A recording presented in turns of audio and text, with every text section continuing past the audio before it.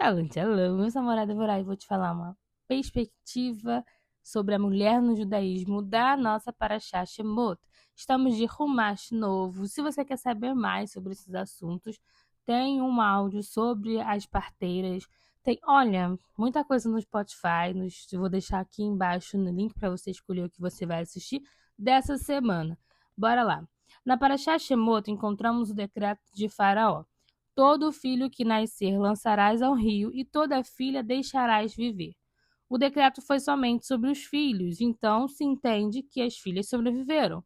Por que mencionar a segunda parte da frase? A resposta da Hassidut, a sentença e toda filha deixarás viver, também faz parte do terrível decreto do faraó.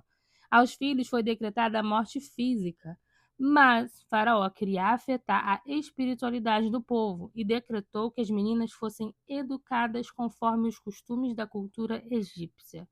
Faraó sabia que a força espiritual de um povo depende da mulher. A mulher é o pilar da casa e da família. Enfraquecendo a mulher judia espiritualmente, Faraó teria alcançado seu objetivo, assimilando os Yehudim. Nossos sábios dizem, porém, que pelo mérito das mulheres, nossos antepassados foram libertados do Egito. Elas mantiveram a chama espiritual acesa, deram força moral aos seus maridos, e este é o verdadeiro espaço da mulher judia, Eshet Haim, o mais alto patamar no judaísmo. No caso, Eshet Haim significa a mulher virtuosa. Isso é muito interessante, porque a mulher é chamada de Akeret Habayit, a coluna da casa, né? O esteio do lar. E isso não é só sobre uma questão de a mulher ela muda a atmosfera do lar. Isso é verdade também, mas ela é muito responsável também pela parte espiritual. Assim, eu diria que 100% praticamente, né? Numa das conversas com o meu esposo, a gente falando sobre isso, eu gosto muito de livros sobre casamento, etc. Vocês sabem, né? Que morador é livro. Gosto de ler, gosto de livros o tempo todo, tudo pensa em livros, né?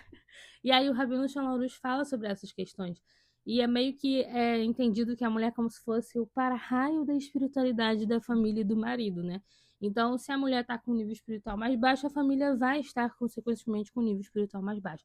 No sentido alegórico também. Então, assim, mas quer dizer que o marido não tem espiritualidade? Não, se ele, né, batalha, faz a parte dele, até porque a gente já conversou sobre salvação individual e etc., ele vai ter o nível espiritual dele, mas ele poderia ser muito maior dependendo da esposa, entendeu? Então, é nesse sentido dessa é, particularidade feminina, né? Então, tanto que a presença do Eterno ela é chamada de Shekhinah, uma palavra feminina, Shabbat, rainha. Então, assim, tudo relacionado à espiritualidade tem muito a ver com a mulher.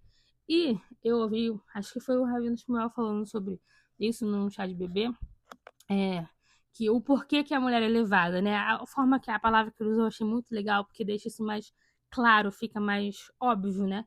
Que a gente sabe que é por conta da gestação, o poder de gerar, e ela é a única que consegue abrigar duas almas. Então ela tem a alma dela mais a alma do bebê. Então é por isso que a mulher é mais elevada. Fora da questão da criação e etc., essa é uma forma mais fácil de entender a elevação espiritual feminina. Além de ser uma brahá partilhar desse ato da criação, né, tão intensamente como é a mulher quando ela gera um bebê, né, quando ela tá grávida, que ali, literalmente, o corpo dela, com as vitaminas, com o sangue dela é criado tudo pro bebê, né? Então é uma participação muito, muito grande na criação que o homem não tem. Então, não quer dizer que seja 100% automático, já falamos sobre isso, mas é sim uma elevação diferenciada. E esse é um dos papéis mais importantes dentro da nossa cultura, da nossa tradição, porque é a mulher que vai abarcar tudo. Então ela passa mais tempo, acaba passando mais tempo com os filhos, ela que acaba moldando 100% a dinâmica familiar, mesmo que haja uma divisão das tarefas, né? A mulher ela vai controlar ali tudo. E muito mais essas questões no espiritual, porque, por exemplo, quando a gente vai ler o Provérbios 31, que fala mais sobre a Eshet Haim, você vê muito mais Eshet Haim. Falei certo. Eu falei Eshet Vida.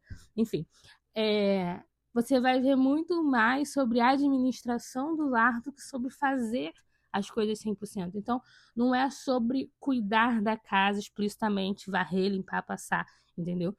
Vai muito além. E tudo isso que normalmente a mulher acaba fazendo com um quesinho espiritual a mais ali, né? Tá sempre pensando na família, nas coisas posteriores, orando pelos filhos, em tudo que tá fazendo, pelo marido, pelas coisas que estão acontecendo. Essa espiritualidade da mulher, ela é muito, muito, muito importante e muito valorizada, tá? Dentro do judaísmo. Se não há essa valorização, essa pessoa tá errada. Tudo bom? Então, é isso, é isso. Eu achei interessante trazer. Muito importante as mulheres tomarem o seu papel nesse sentido espiritual. Ele, assim, é muito, muito importante. Assim como o farol queria destruir isso, né? Nós precisamos lembrar positivamente isso, trazer uma força a mais para a gente estar cada vez mais ativa, orando mais, cuidando da questão espiritual dos nossos familiares. Ah, Morar, então você está dizendo que se meu marido ele não é tão espiritual, olha lá. Tudo bom? Vamos lá? Aqui, a mulher ela vai trazer aquilo que é a mais. Lembra que a esposa ela é a coroa do seu marido? Então, um rei sem coroa continua sendo rei. Mas um rei com a coroa, você tem certeza que ele é um rei.